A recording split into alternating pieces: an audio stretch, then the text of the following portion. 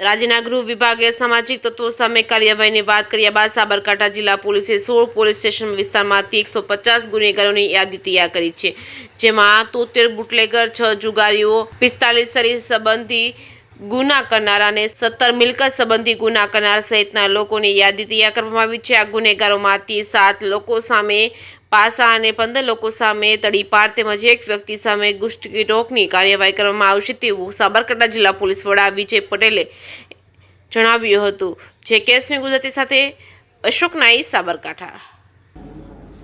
ગુજરાત સરકાર અને ગુજરાત રાજ્યના ડીજીપીસી દ્વારા જે 100 કલાકમાં અસામાજિક તત્વો અને જે ટ્રબલ મેકર્સ છે એની યાદી તૈયાર કરવાની સૂચના આપવામાં આવી હતી, જેના આધારે સાબરકાંઠા જિલ્લામાં કુલ 16 પોલીસ સ્ટેશન છે અને એમાં આપણે 150 લોકોની યાદી તૈયાર કરી છે, જેમાં 73 એટલે 73 બુટલેગર્સ છે, 6 જુગારીઓ છે, શરીર સંબંધી ગુના કરવાવાળા 45 લોકો છે, મિલકત સંબંધી ગુનાવાળા 17 લોકો છે અને અન્ય 9 લોકો છે। એમ 150 લોકોની યાદી આપણે તૈયાર કરી છે।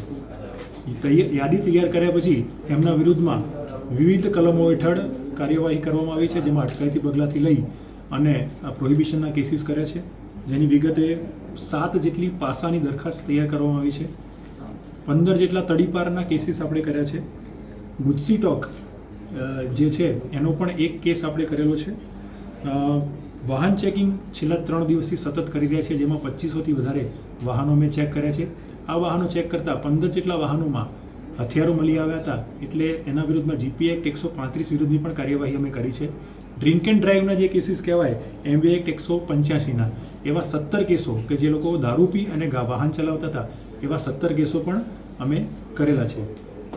ડિમોલિશનની વાત કરવામાં આવે કે આવા કોઈ અસામાજિક તત્વો દ્વારા કોઈ જગ્યાએ દબાણ કરી અને ગેરકાયદેસર બાંધકામ કર્યું હોય તેની માટે નગરપાલિકા અને અન્ય એજન્સીઓ સાથે પણ અમે સંપર્કમાં છીએ।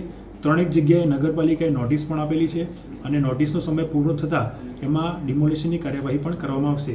ગઈકાલે યુજીવીસીએલ એટલે કે જીઈબી સાથે એક મિટિંગ કરવામાં આવી છે અને કેટલાક પોકેટ નક્કી કરવામાં આવે છે કે જે લોકો વીજ ચોરી કરે છે, જે ઓર્ગેનાઇઝ ટાઈપની વીજ ચોરી છે, ત્યાં પણ જીઈબીને પૂરતું પ્રોટેક્શન આપી અને વીજ કનેક્શન પણ કાપવાની કાર્યવાહી એ ટૂંક સમયમાં કરવામાં આવનાર છે।